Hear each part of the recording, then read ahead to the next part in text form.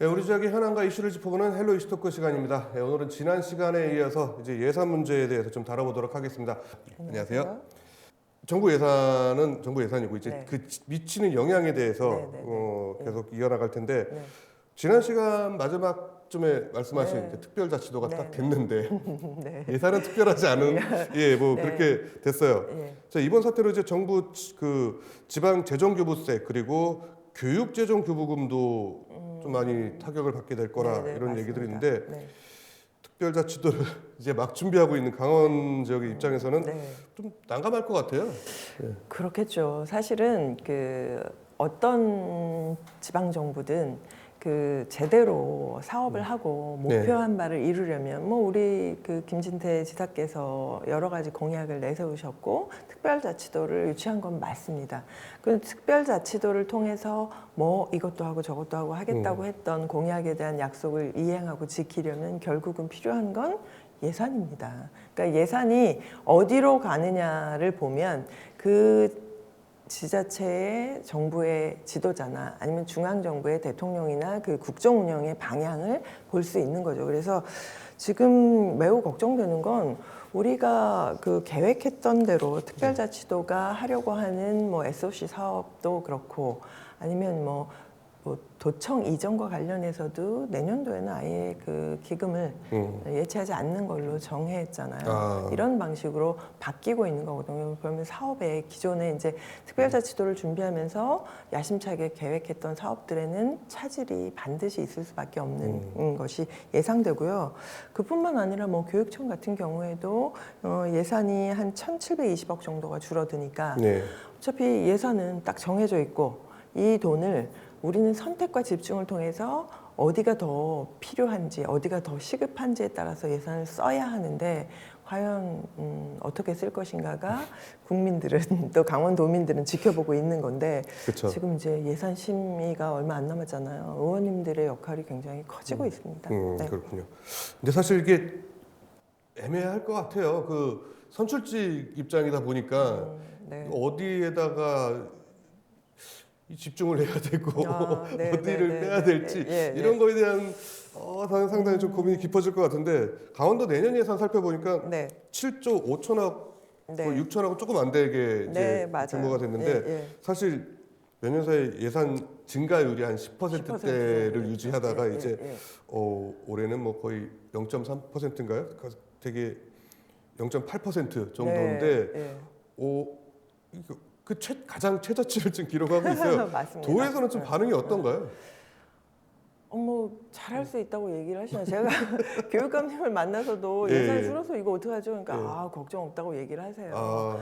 근데 이제 그동안 실제로 이제 예산이 불용액이 생기거나 뭐 이렇게 되면 그 순세기 잉여금 이런 것들을 재정 안정화 기금에다가 그 예치해 놓고 이걸 가지고 이제 쓴다, 써라라고 중앙정부에서는 얘기를 하고 있는데 근데 너무 놀라운 것은 올해 이미 중앙정부에서 지방정부에 줘야 되는 예산을 전체적으로 따지면 한 23조가 안 내려왔어요.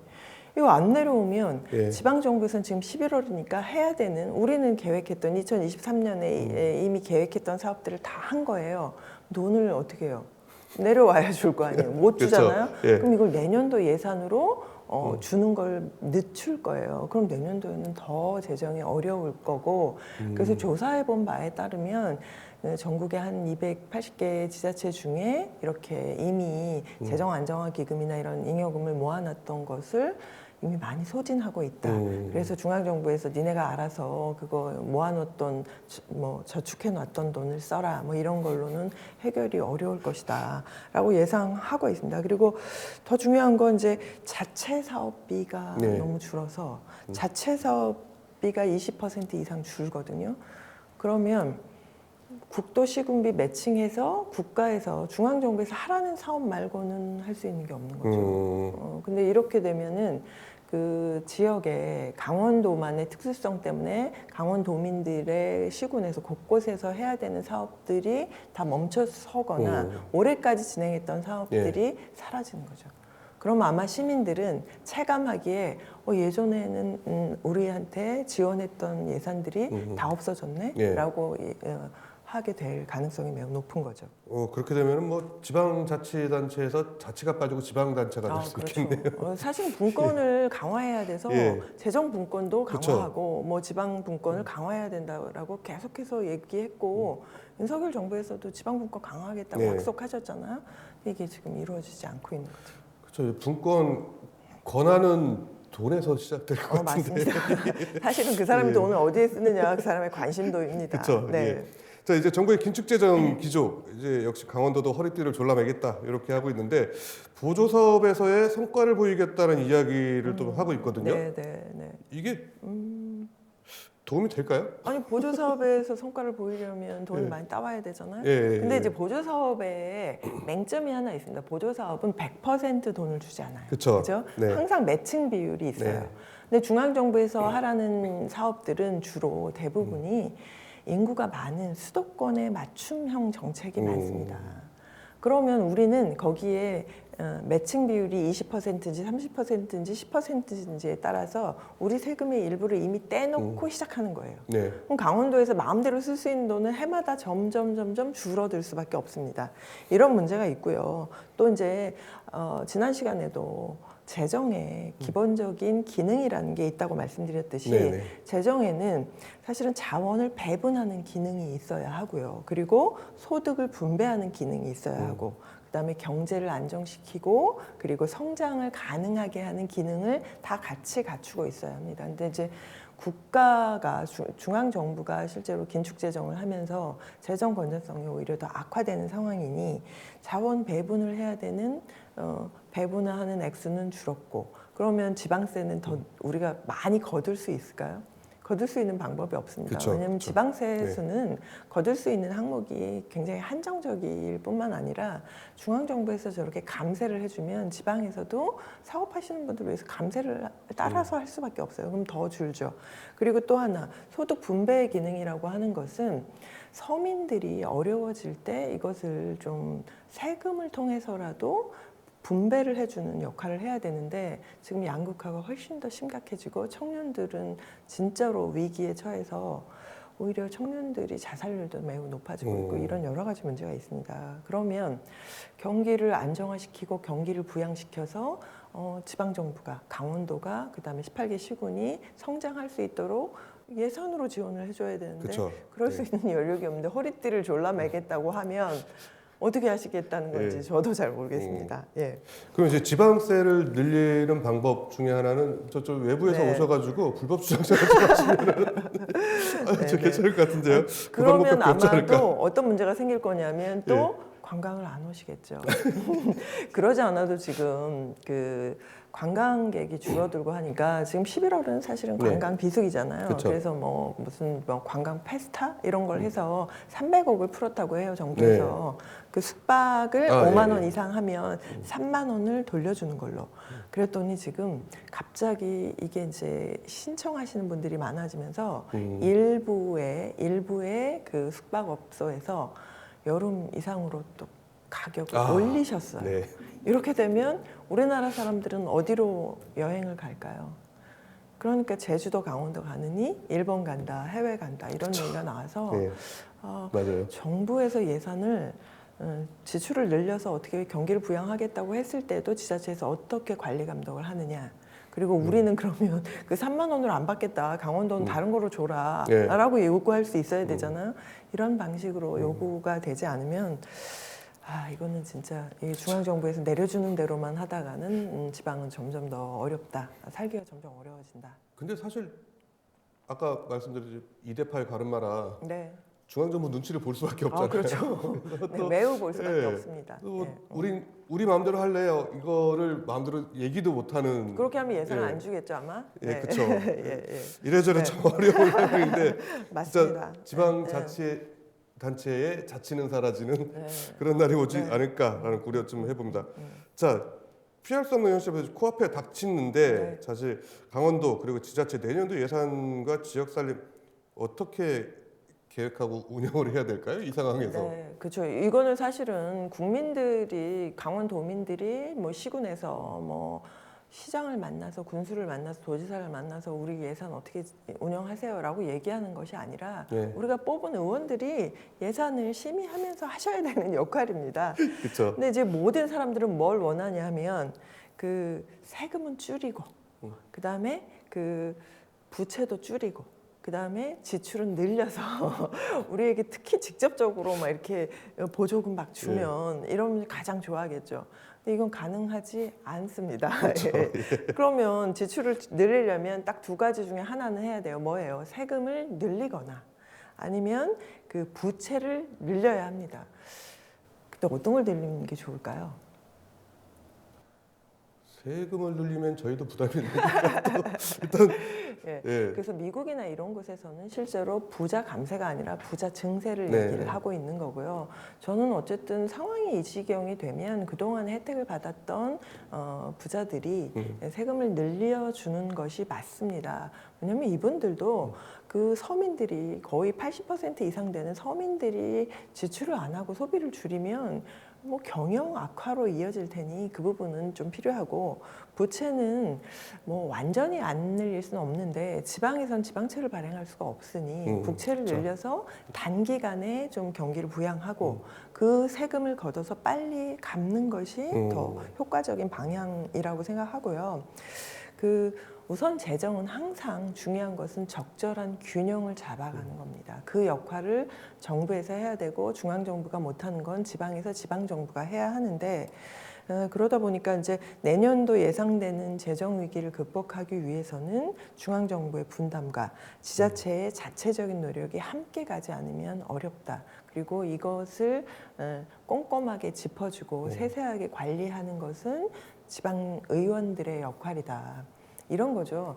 우리가 이제 중앙정부나 그 공무원들은 뭐 어느 단위, 어느 위스탁 기관에서, 어느 복지기관에서, 어느 복지 분야에서 돈이 예산이 확 주는지를 정확하게 파악하고 있지 않습니다. 예. 그러면 그 지방 의원들은 지역을 다니면서 그런 의견들을 듣잖아요. 근데 지금 심각한 것은 원주시만 해도 각 그 위스탁 기관, 복지기관이라고 하는 건새 복지관들의 예산을 10%를 무조건 줄였어요. 아, 의무적으로. 네. 그러면 여기는 운영비와 인건비가 거의 대부분이거든요. 나머지 사업비는 알아서 가서 중앙정부에서 따든 뭐 뭘 따든 사업을 해서 돈을 벌든 해서 쓰라고 했어요. 그러면 뭐가 줄겠습니까? 당연히 인건비가 줄어드는 거예요. 그러면 인력을 감축하면 사업이 줄죠. 그럼 우리가 뭔가 그 복지와 관련한 혜택을 받고 교육 사업, 뭐 아니면 축제, 뭐 이런 것들을 하던 것들이 다 줄어들 수밖에 없습니다. 그렇군요. 이거는 시민들에게 직결되는 문제여서 이 부분의 예산들을 그러면 SOC 사업이나 이런 것들을 그럼 적당하게 좀 줄이고 필요한 정말 체감하는데 꼭 필요한 것들이 줄었다면 거기에 증액하는 방식으로 예산 심의를 할 필요가 있습니다. 예, 그렇군요.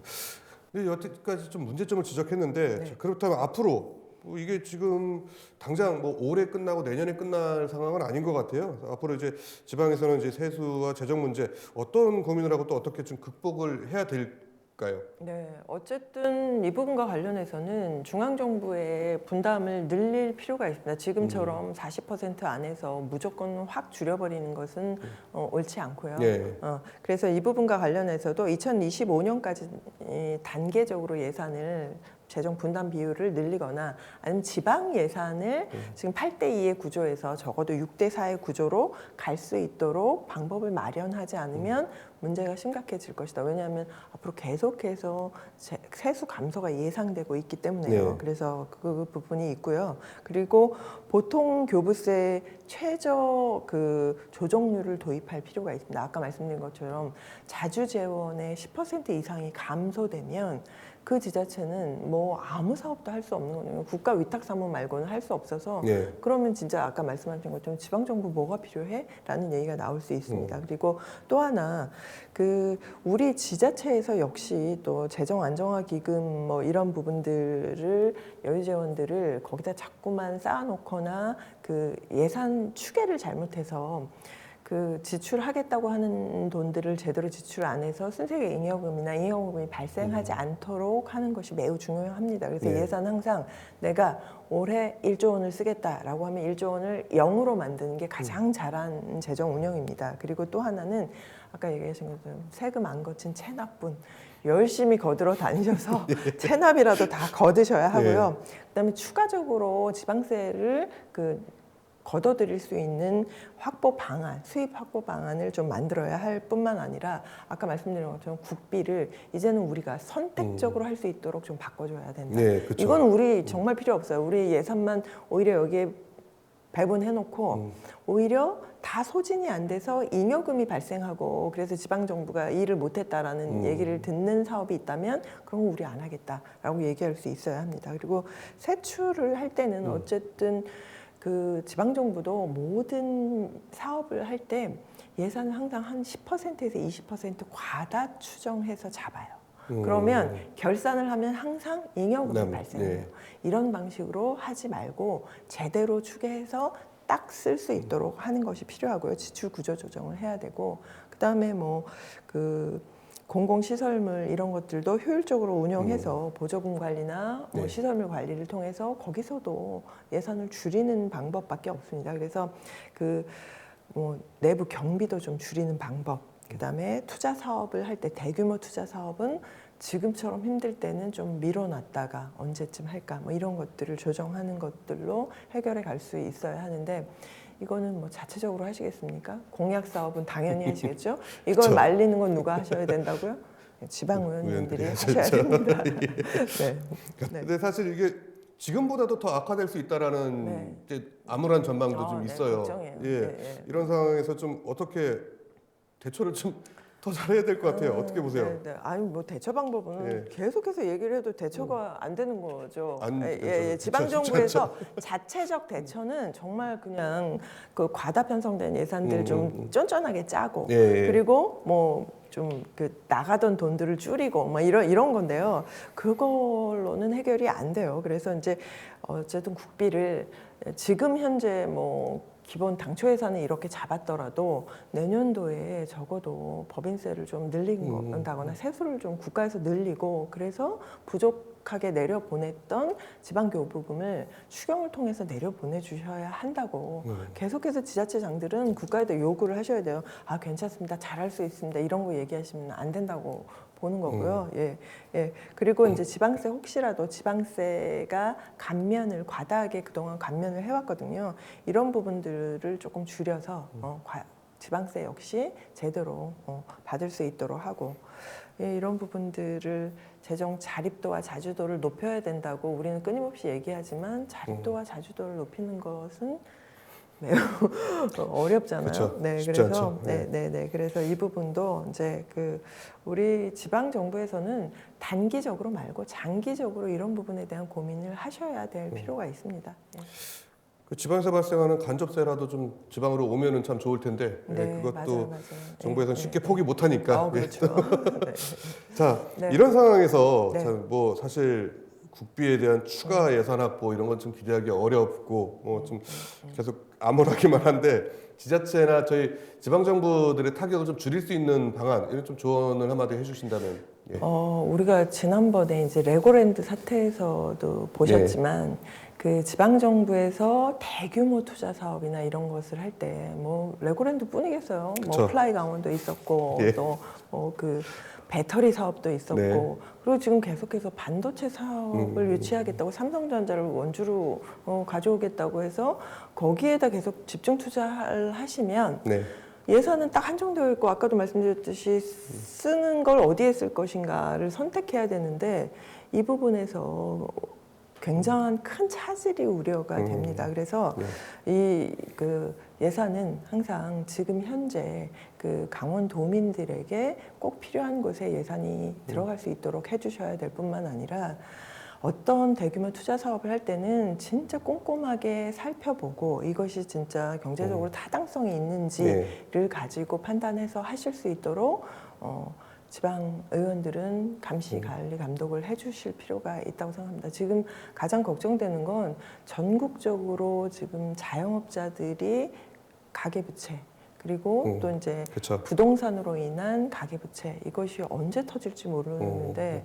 지방에 있는 지방 정부에 있는 그 마을금고 뭐 이런 제2금융권이 혹시라도 그 어떻게 운영되고 있는지도 잘 살펴볼 필요가 있습니다. 네, 헬로 이슈 토크 오늘 준비된 시간은 여기까지입니다. 시청해주신 여러분 고맙습니다.